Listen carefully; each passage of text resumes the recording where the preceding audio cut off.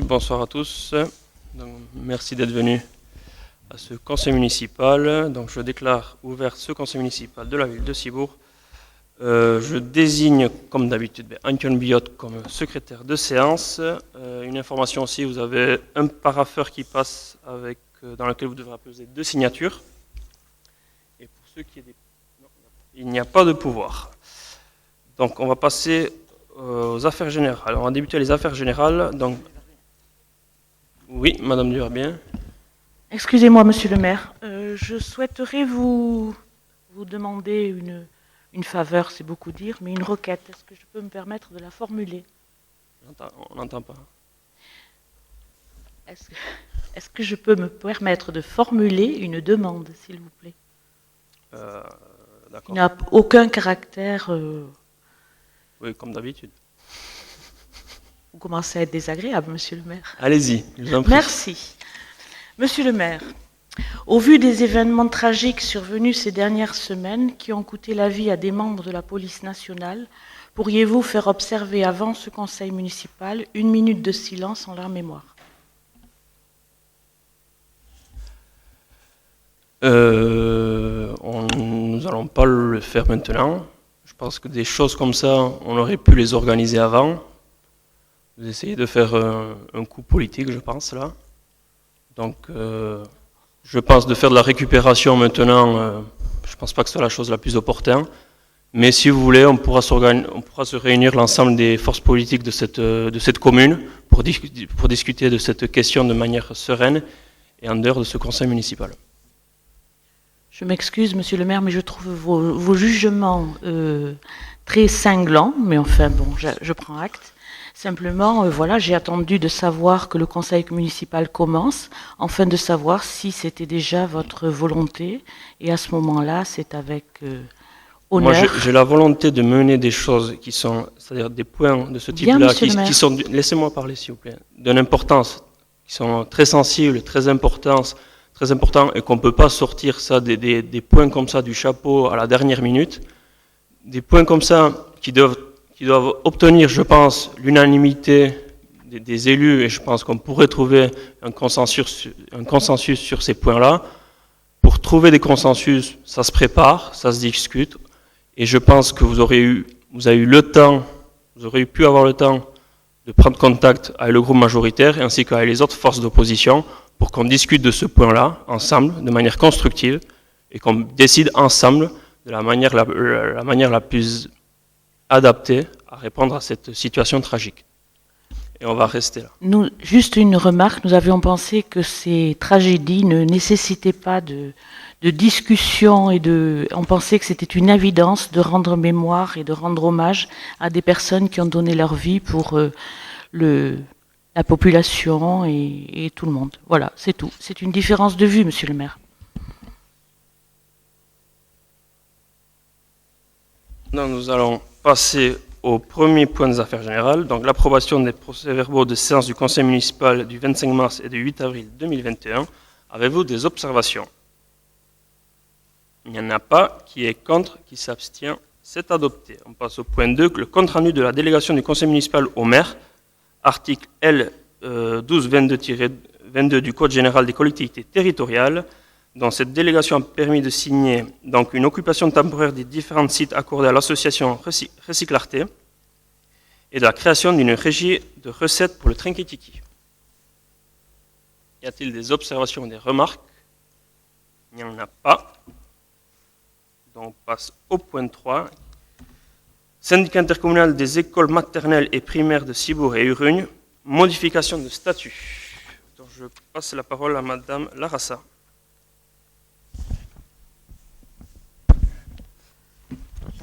Alors, comme l'explique la délibération, les services de la sous-préfecture ont demandé au syndicat des écoles maternelles et primaires de Cibourg et Urugne de préciser l'article 3 des statuts relatifs à l'objet du syndicat comme suit. Le syndicat a pour objet la compétence relative aux bâtiments scolaires, charges immobilières telles que construction, réparation, entretien, chauffage, éclairage. La compétence relative aux services des écoles, acquisition du mobilier et des fournitures, gestion des personnels de service et des agents territoriaux spécialisés des écoles maternelles. Le syndicat a délibéré à cet effet le 9 avril dernier et maintenant notre conseil municipal doit prendre acte de la délibération du comité syndical du 9 avril 2021, approuver la modification des statuts tels que présentés. Avez-vous des questions ou des observations? Oui. Lors de la délibération, j'avais dit que le cadre me paraissait manquer de précision, notamment sur la présidence et sur la mise à disposition des moyens. Donc c'est bien quand tout va bien, qu'on prépare une convention, qu'on prépare les détails pour éviter les tensions plus tard. Donc ça nous servira de leçon, je serai solidaire, hein, ça nous servira de leçon pour les prochaines conventions. Merci.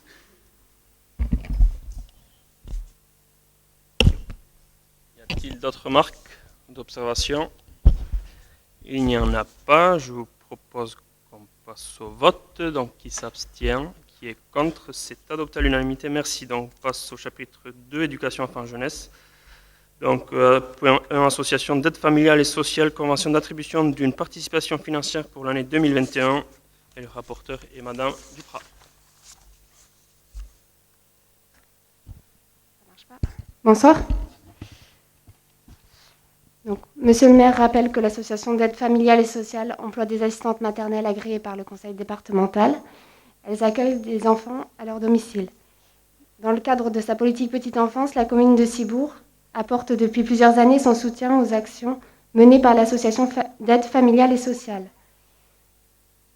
La convention d'attribution financière pour l'année 2021 avec l'association d'aide familiale et sociale, Monsieur le maire vous demande d'approuver ce soir et l'autoriser à signer.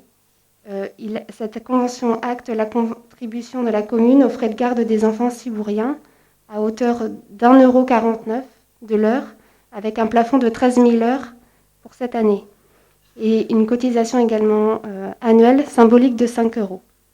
Avez-vous des questions ou des remarques? Oui, Monsieur Perry.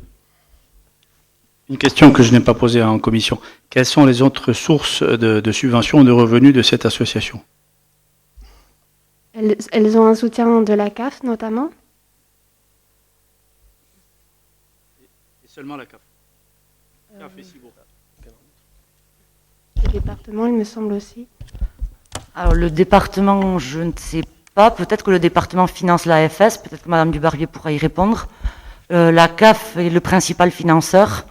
Demain matin, nous avons donc un rendez-vous avec l'AFS et on pourra effectivement leur poser la question.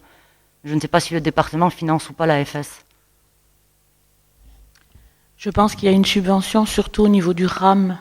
Mais maintenant, la subvention donc a dû être dispatchée puisque le RAM est maintenant pris en charge par la ville de Saint-Jean-de-Luz, alors que il y a très peu de temps, l'AFS assumait les deux fonctions. Enfin, les deux fonctions. Y a-t-il d'autres remarques? S'il n'y en a pas, je vous propose qu'on passe au vote. Donc, qui s'abstient? Qui est contre? C'est adopté. On passe au point 2, École Saint-Michel, convention de participation aux frais de fonctionnement 2021. Rapporteur est Madame Larassa. Alors, pour cette délibération, Monsieur le maire vous propose de participer aux frais de fonctionnement de l'école Saint-Michel et de l'Ikastola Kashkarontenea sur la même base de calcul retenue pour les versements de l'année dernière, à savoir 727,40 € par enfant cibourien scolarisé dans chaque école.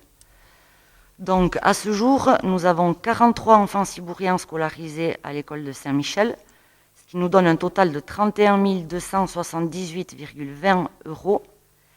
Et pour ce qui est de l'Ikastola Kashkarontenea, nous avons 40 enfants cibouriens qui y sont scolarisés, ce qui donne un total de 29 096 €.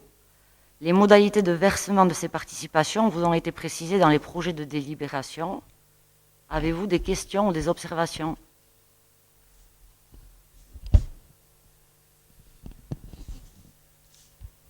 Il n'y en a pas. Donc, je propose qu'on passe au vote. Donc, on va passer au vote pour l'école Saint-Michel. Donc, qui s'abstient? Qui est contre? C'est adopté.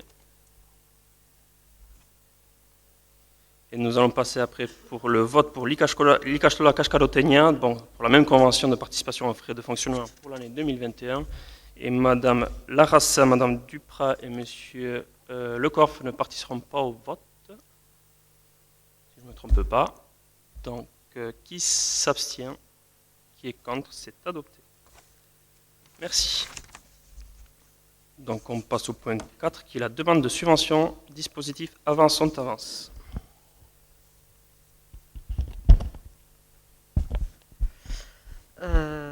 Alors, Monsieur le maire rappelle la mise en place du dispositif Avance, on avance, approuvé par délibération en séance du conseil municipal du 13 décembre 2016. Conformément au règlement fixé et après étude par la commission d'attribution, il vous est proposé de considérer une candidature qui a pour objet d'obtenir le permis B. Actuellement en classe de terminale à Bayonne, la candidate souhaite anticiper ses besoins de mobilité suite à ses demandes d'affectation sur Parcoursup, sur Ustaritz ou Bordeaux, études en sciences sociales ou économiques.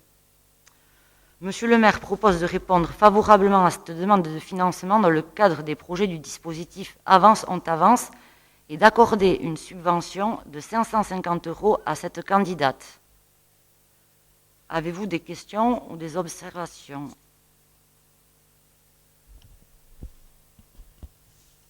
Je vois qu'il n'y en a pas. Donc, on va passer au vote. Qui s'abstient? Qui est contre? C'est adopté à l'unanimité. Je vous remercie. On passe au point 5, la dérogation à l'organisation de la semaine scolaire dans les écoles maternelles et élémentaires publiques à compter de la rentrée 2021-2022. La parole est toujours à Madame Larassa. Donc ici, la délibération proposée permettra à la commune de Cibourg de maintenir une organisation scolaire sur 4 jours et répondra ainsi à l'avis des parents et enseignants voulant reconduire les rythmes scolaires existants, tout en maintenant un projet éducatif au contenu pédagogique intéressant sur les accueils périscolaires pour les enfants des écoles. Avez-vous des questions ou des observations?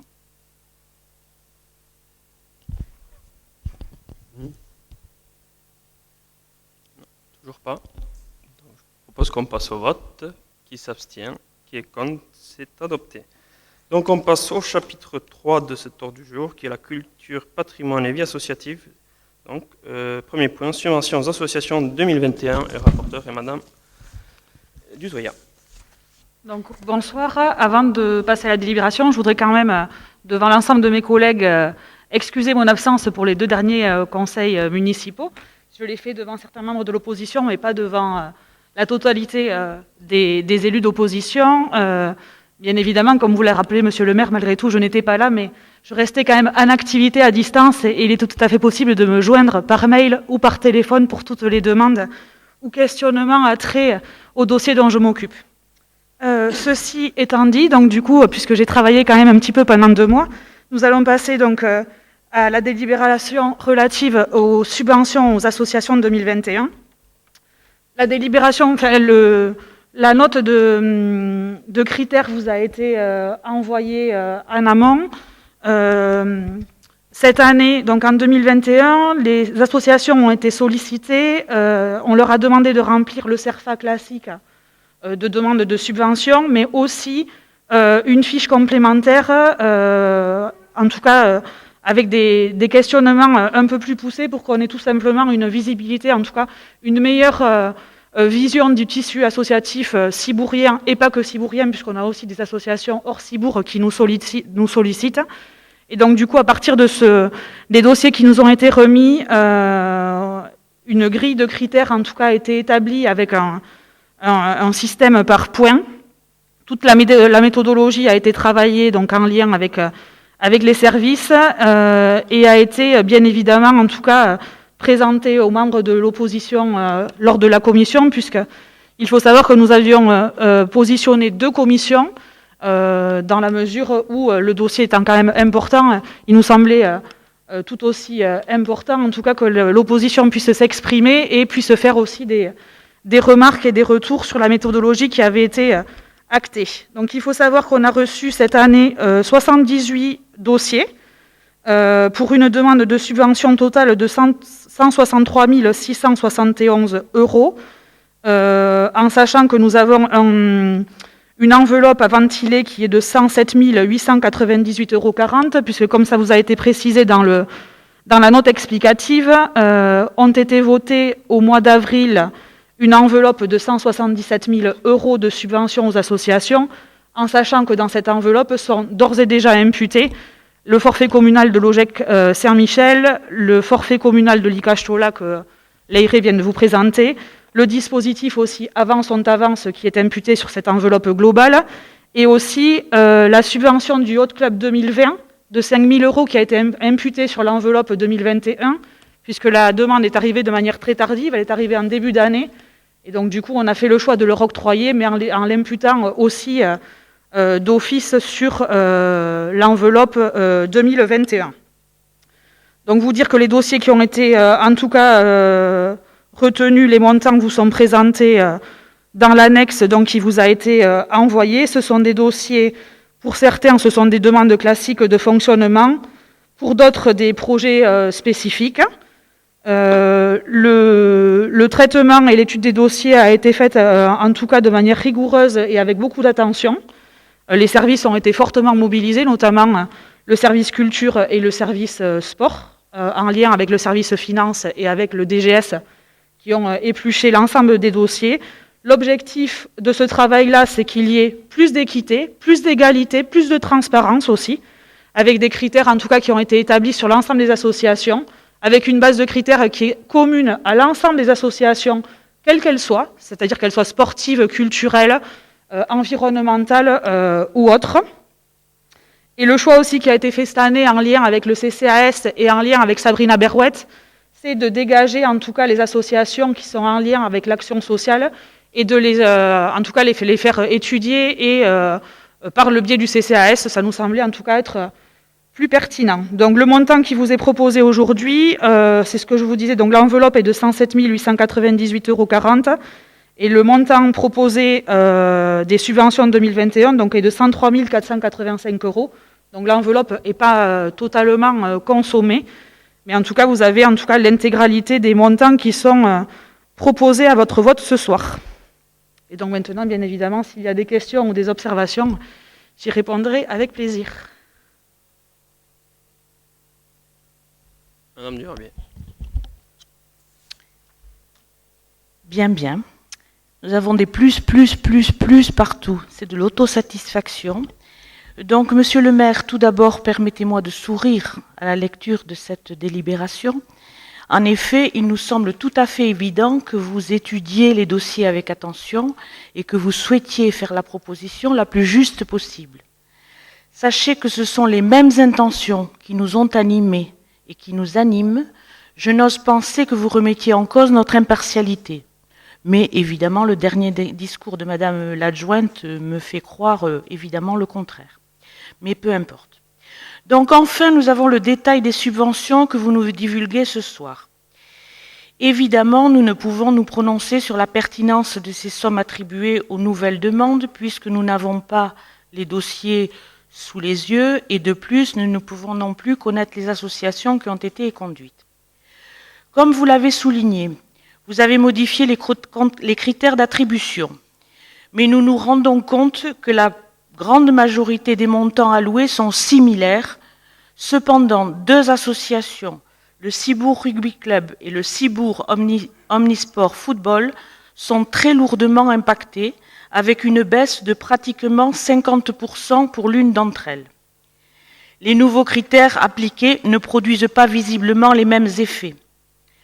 Nous ne souhaitons polémiquer là-dessus, cela ressemblerait à des débats de cours d'école, comme certains les ont qualifiés, donc nous souhaitons ce soir en venir au fond. Vous avez souhaité des arbitrages passant par le filtre d'un tableau Excel. Chaque case cochée donne un certain nombre de points. Et là, ce sont vraiment là nos différences. Oublions les méthodes mathématiques et restons dans le projet, dans l'humain.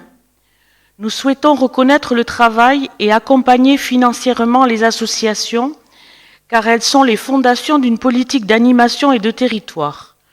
Nous ne voulons pas céder à la suspicion ou à la convergence d'idéologies obligatoires.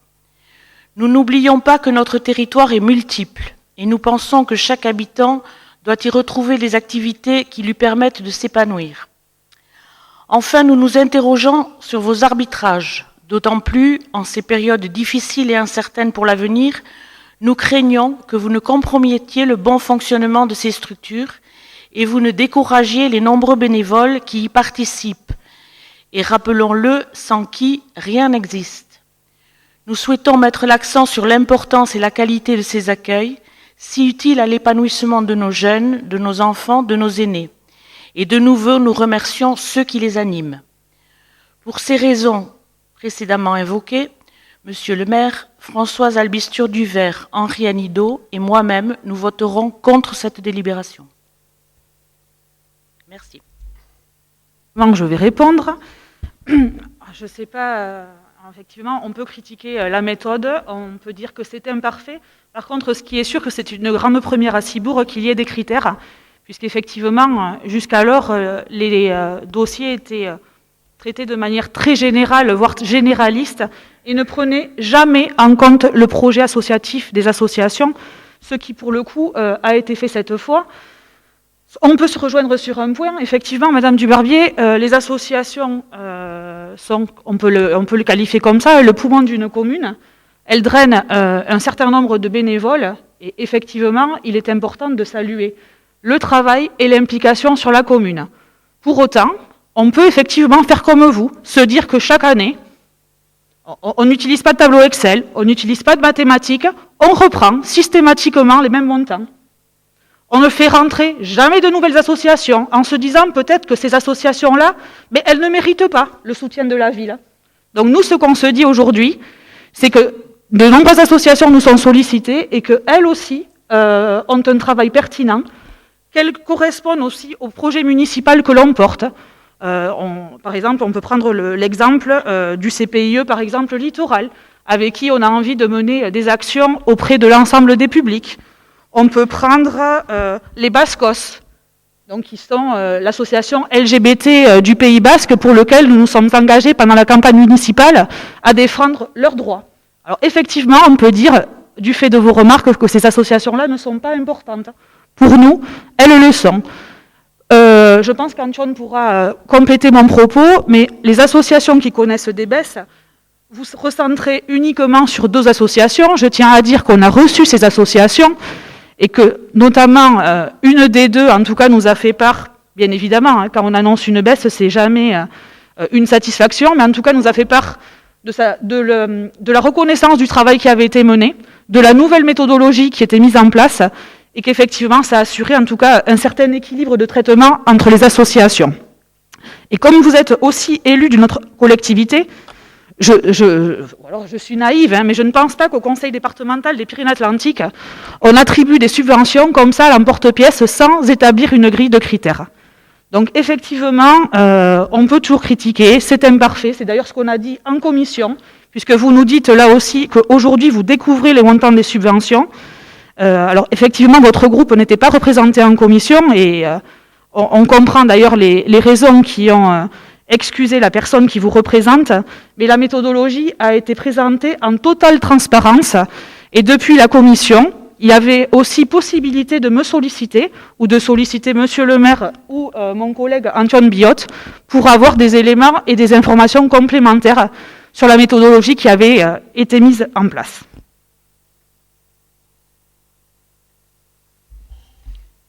Madame Dutoya, je me permets d'abord de reprendre certaines de vos affirmations. D'abord, comment connaissez-vous nos critères d'attribution ? Avez-vous participé à une de nos réunions ? Je ne pense pas que vous étiez présente, enfin vous ne faisiez pas partie de l'équipe. Donc dire que nous n'avions pas de critères, que nous n'avons fait rien de bien, que nous avions une approche tout à fait partiale de la chose, c'est facile. Madame Dutoya, la campagne électorale est terminée. Tournez-vous vers l'avenir, donnez-nous vos propositions, etc. Maintenant, je ne vais pas polémiquer là-dessus, nous vous avons donné nos raisons. Simplement, je veux quand même vous dire que vos petites piques à propos de nos personnes de notre groupe qui n'étaient pas présentes sont vraiment de bas niveau. Chacun a des problèmes familiaux Et je pense que vous n'avez pas, et surtout vous, excusez-moi, au vu de vos présences au dernier conseil, vous aviez vos raisons, chacun a ses raisons, et je pense qu'il est quand même petit de déclarer que les personnes n'étaient pas présentes. Après, je ne veux pas polémiquer, je vous donne nos raisons, nous connaissions nos associations, nous avons toujours fait pour faire bien. Peut-être que nous n'avons pas fait bien, l'avenir nous le dira. Si les associations, comme vous dites, sont tellement contentes qu'elles pourront mener les mêmes projets avec une subvention qui baisse de moitié, je veux bien vous croire, tant mieux, mais moi je sais que les associations avaient des projets pour accompagner les jeunes, pour baisser les prix des licences, pour faire beaucoup de choses parce que ça leur semble très important. Aujourd'hui, je pense qu'avec un budget à la baisse, ça sera très difficile, mais si vous réussirez, je saurai dans 1 an vous dire la vérité. Ensuite, ayez un tout petit peu moins de certitude et un peu moins je ne vais pas employer le terme parce que ça ne serait pas très aimable, mais dire que l'on n'a jamais rien fait, que l'on ne sait jamais rien faire, qu'on n'a pas ajouté une association, etc., c'est très rapide comme jugement et ça n'a pas beaucoup de valeur. Merci, madame. Niveau pic, je pense que vous vous y connaissez, donc je ne répondrai pas, je ne rentrerai pas dans ce jeu-là. Par contre, je rectifie mes propos parce que j'ai horreur, en tout cas, qu'on extrapole ce que je dis. J'ai en tout cas eu la politesse en début d'intervention de m'excuser et de dire qu'effectivement j'avais manqué 2 conseils municipaux pour des raisons effectivement de santé. Et j'ai fait remarquer effectivement que la personne de votre groupe qui n'était pas là en commission, c'était aussi pour des raisons personnelles, que nous ne remettions pas en cause, mais que par contre, bien évidemment, la porte était ouverte et quand on voulait des explications complémentaires, tout le monde pouvait nous trouver s'il le souhaitait. Maintenant, en tout cas, je pense juste la parole à Antione qui voulait amener des infos complémentaires sur la partie sport.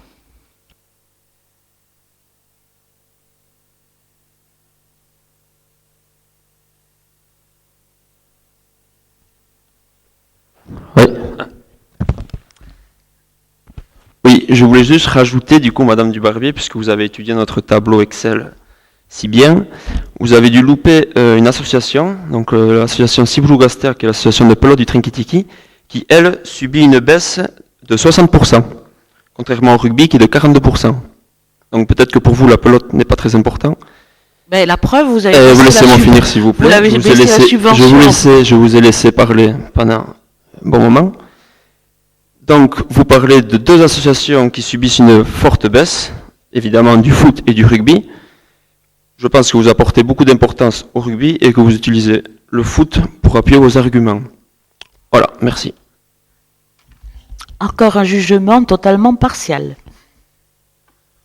Donc, juste pour conclure, je vais juste... oui, ouais, on m'entend? Non, juste pour conclure,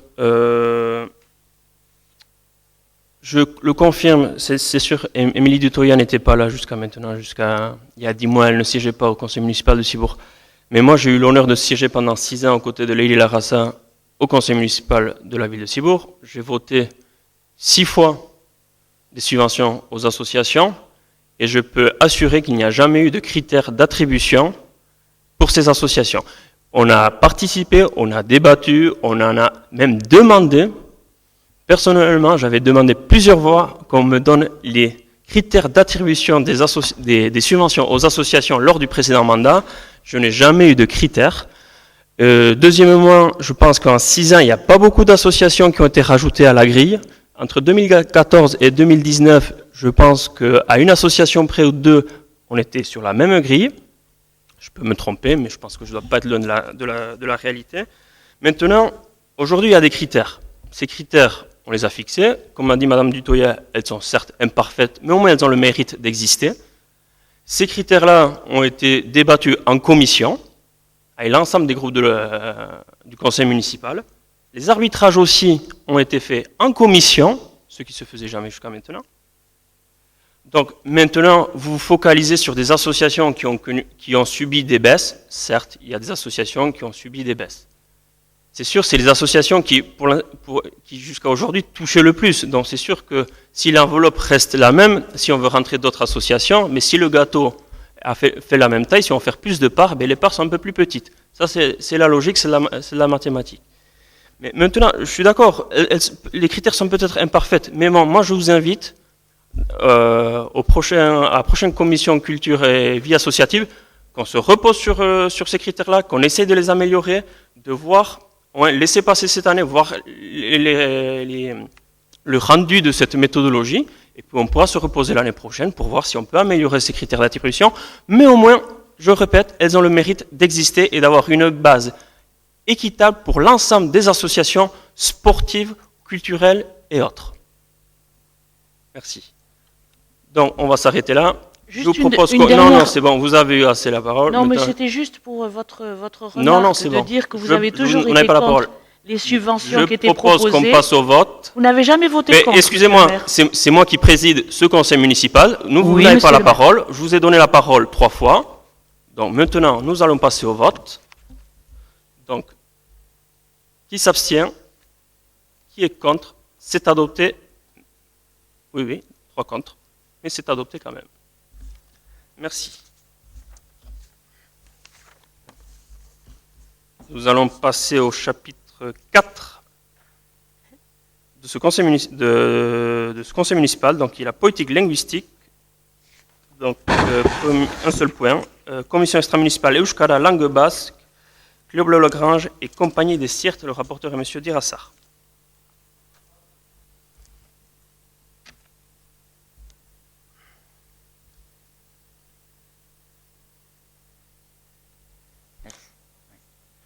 Arrachon. Le 28 janvier dernier, le conseil municipal crée la commission extra-municipale Euskara langue basque et fixé la liste de ses membres. Là, il s'agit tout simplement d'acter l'intégration de nouvelles associations et donc de nouvelles personnes au sein de cette commission. Il s'agit de messieurs Thomas Etchebarne et Daniel Jadin pour l'association Club Léo Lagrange et Jean-Philippe Lerembourg pour la compagnie des Sirtes. Et en ce qui concerne les personnes qualifiées, il conviendrait également d'y intégrer Anton Kuruchari, vice-président du pôle linguistique de la communauté d'agglomération Pays Basque. Voilà. Avez-vous des questions ou observations? Il n'y en a pas. Je propose qu'on passe au vote. Qui s'abstient, qui est contre, c'est adopté à l'unanimité. On passe au chapitre 5, urbanisme, voirie, port et infrastructure. Agence publique de la gestion locale, adhésion pour le service intercommunal territorial urbanisme. Le rapporteur est M. Dufaux. Gawen, nous en avons discuté en commission urbanisme. Les services municipaux ont demandé un appui technique et législatif de l'agence publique de gestion locale pour le service territoire et urbanisme. Et on en a discuté en commission et puis on s'est accordé sur le fait de dire que ça nous semblait pertinent. La somme par rapport au service rendu est somme toute modique, donc voilà, je rentre pas dans les détails. Si vous avez des questions ou des remarques, pas de souci. Il n'y a pas d'observation ou de remarques. Donc, je propose qu'on passe au vote. Donc, qui s'abstient, qui est contre, c'est adopté. Dans point 2, étude de faisabilité pour l'insertion des bus et du vélo sur la D810 à Cibourg-et-Urugne et étude de faisabilité P+R parking relais sur Urugne, convention financière. Donc, le rapporteur est toujours M. Dufaux. Nous l'avions dit pendant la campagne et puis nous continuons de porter le projet. Pour nous, le maillage des liaisons douces et notamment cyclistes est important. La départementale 810 est un axe qui traverse de part en part la commune de Cibourg, qui connecte en plus le sentier littoral avec la Vélodyssée et la piste cyclable qui va jusqu'à Leclerc, à Urugne. Et donc, on avait déjà dans les cartons cette réflexion-là.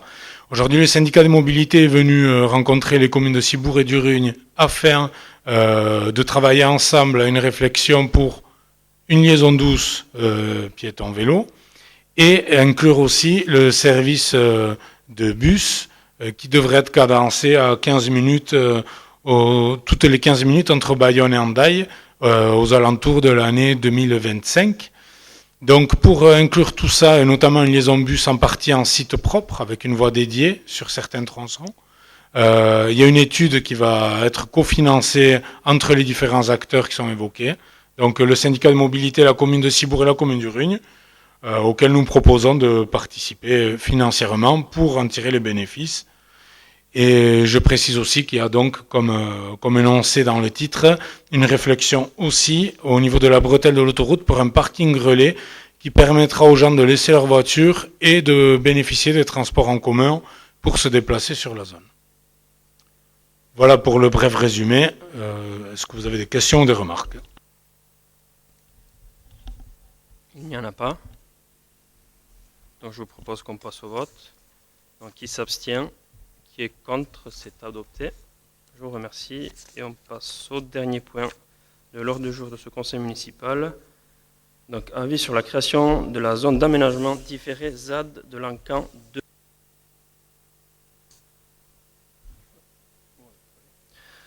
Notre commune, en respect des obligations de la loi Solidarité et Renouvellement Urbain, doit répondre à un objectif ambitieux de production de logements abordables.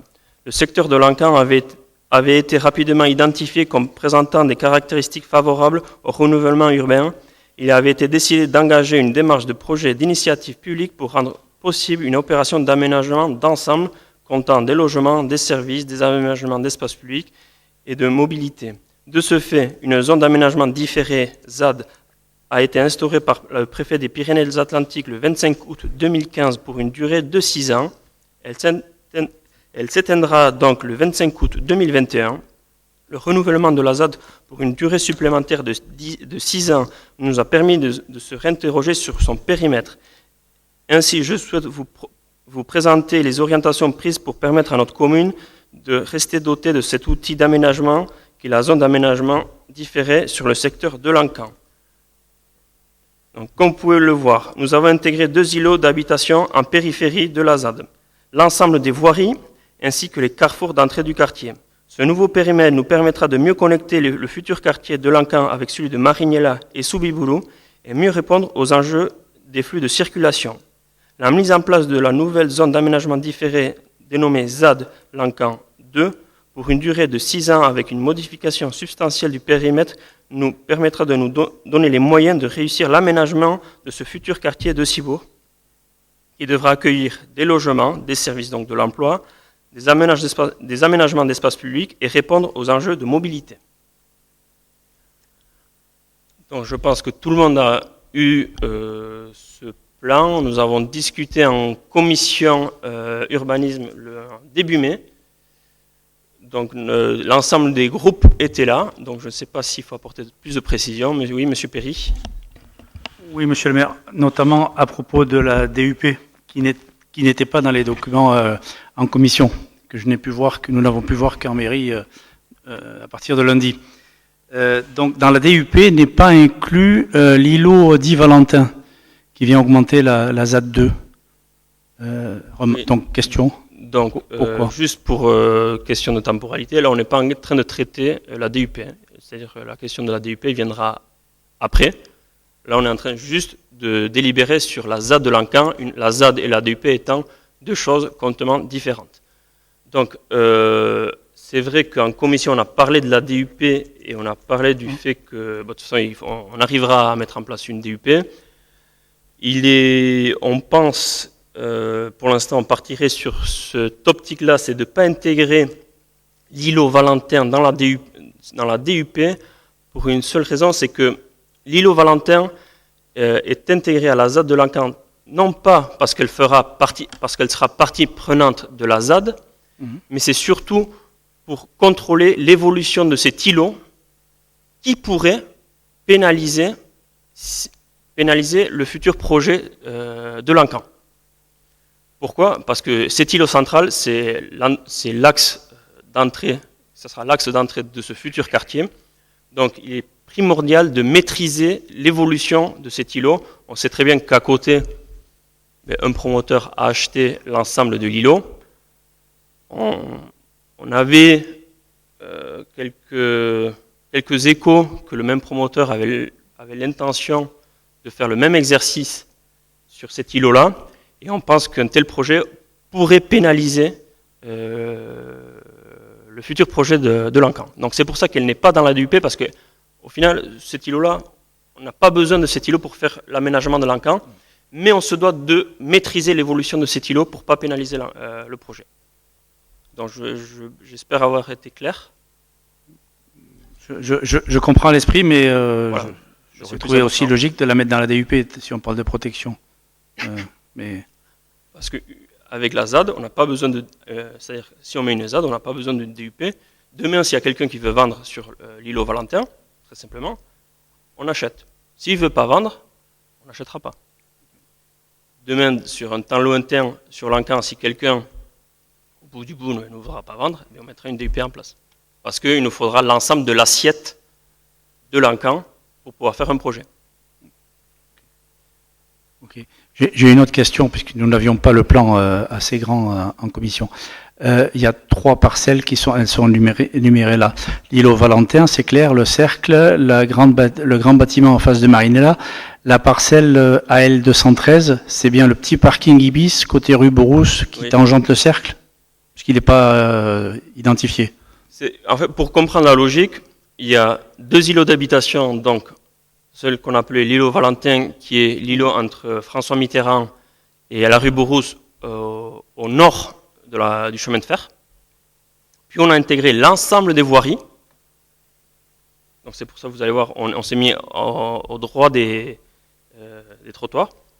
On a pris aussi la voirie qui est à RFF. Nous avons élargi dans les carrefours. Ça, c'est pour traiter vraiment les accès de ce futur quartier. Et nous avons retiré un îlot qui était au milieu du quartier Soubiboulou, qui était le reliquat de la ZAD des usines de 2006, qui a muté il y a 2-3 ans, donc qui ne va plus évoluer. Donc c'est pour ça qu'on l'a retiré, parce qu'il n'y avait plus de pertinence à le garder. Donc voilà. Mais sinon, je pense que le plan, vous devez l'avoir dans le rapport. Non, mais je l'avais identifié, merci. Ouais. Une autre question qui a un rapport avec la ZAD. Où en sont les discussions, si vous pouvez nous en parler, avec la CCI et le conseil départemental des terrains qui leur appartiennent? On est en discussion, le département est au courant, et même favorable à une cession. Donc maintenant, il y a des entreprises qui sont sur cette emprise-là. Donc il faudra résoudre le problème de la relocalisation de ces entreprises-là pour pouvoir récupérer ce foncier. Mais pour l'instant, le département, et je pense que le département ne va pas changer d'avis, est favorable à laisser ses biens à l'EPFL pour que la ville de Cibourg puisse aménager l'ensemble de ce quartier-là. Il en va de même pour la CCI? La CCI est gestionnaire seulement, n'est pas propriétaire. Pas propriétaire. Et enfin, permettez-moi d'être long, enfin une petite remarque, vous avez organisé des réunions pour les riverains pour présenter les évolutions, les 5 et 6 je crois. En fait, a priori, je pense que le délai est un peu court. Voilà, j'ai une famille et une personne seule qui me disent qu'ils auraient aimé être prévenus à l'avance de cette réunion pour y participer. Voilà. Merci, monsieur le maire. Si on a prévenu, je pense, 15 jours, 3 semaines à l'avance. Mais de toute façon, ce que nous avons dit, c'est que ça c'était une réunion, c'est une réunion publique qu'on a faite. Maintenant, si des propriétaires concernés par cette évolution ont des questions là, eh bien, on les invite à prendre contact soit à la mairie directement, soit à l'EPFL. C'est le message qu'on a transmis aux gens qui étaient venus, à faire passer à leurs voisins. Donc, il y a une réunion publique, c'était l'occasion de réunir les gens, mais de toute façon, ces explications-là, elles vont se faire aussi au cas par cas et propriétaire par propriétaire. C'est bien le message que j'ai relayé. Merci, monsieur le maire. Je vous remercie. Y a-t-il d'autres observations? Oui, madame Duharbier. Alors, juste une observation qui est bien minime. Je partage tout à fait votre analyse de l'importance de ce nouveau îlot pour pouvoir prévoir à long terme l'entrée de ce quartier qui évidemment trouvera son sens uniquement s'il est relié avec le reste de la ville. Je trouve ça très bien et très logique. Ensuite, il y a un tout petit détail mais qui m'a alerté depuis de nombreuses années où nous travaillons sur cette ZAD, c'est que, en définitive, nous avons des propriétaires qui, lorsqu'ils mettent leurs biens en vente, font appel à des agences et signent des mandats exclusifs. C'est très ennuyeux parce qu'après, lors de l'acquisition, le prix de l'acquisition est majoré des frais d'agence. Et effectivement, on n'a pas trouvé la solution, hein, mais je pense qu'il faudrait continuer à travailler là-dessus, ou peut-être au niveau d'une information sur auprès des propriétaires, mais il est quand même dommage de donner 10, 15, 20 000 euros à une agence quand voilà, automatiquement la ville préempte et va avoir un prix de revient et d'achat d'un logement qui sera majoré de ces frais d'agence. Je vous rejoins à 100%. C'est vrai que cette problématique existe. C'est une problématique que le PFL souligne et rappelle à chaque fois, à chaque CA, au siège. On sait que cette problématique-là existe. Pour l'instant, personne n'a trouvé de solution. Donc malheureusement, il faut faire avec. Donc, mais la meilleure des choses, c'est de faire de la pédagogie, d'expliquer l'exercice aux gens. C'est que ce qu'on a essayé de faire partiellement avec nos réunions publiques le 5 et le 6 mai. Donc on va continuer à faire ça. Donc le message qu'on transmet et que je vous invite aussi, vous les élus, à l'ensemble des élus du conseil municipal à transmettre, c'est de dire s'il y a des questions, des doutes, n'hésitez pas, prenez contact avec la mairie ou prenez contact directement à l'EPFL. C'est le message qu'il faut passer. Parce que sinon, on a souvent, malheureusement, des effets de téléphone arabe et on extrapole des choses, on ne dit pas toujours la vérité, on ne comprend pas toujours tout parce que ça reste technique, il y a une certaine technicité, donc le mieux, c'est d'aller à la source des informations, c'est-à-dire soit la mairie, soit le PFL. Est-ce qu'il y a d'autres remarques? Mais il n'y en a pas, donc je vous propose qu'on passe au vote. Donc, qui s'abstient, qui est contre, c'est adopté à l'unanimité et je vous remercie beaucoup. Donc, nous avons épuisé l'ordre du jour, il n'y a pas de questions diverses. Oui, Marion.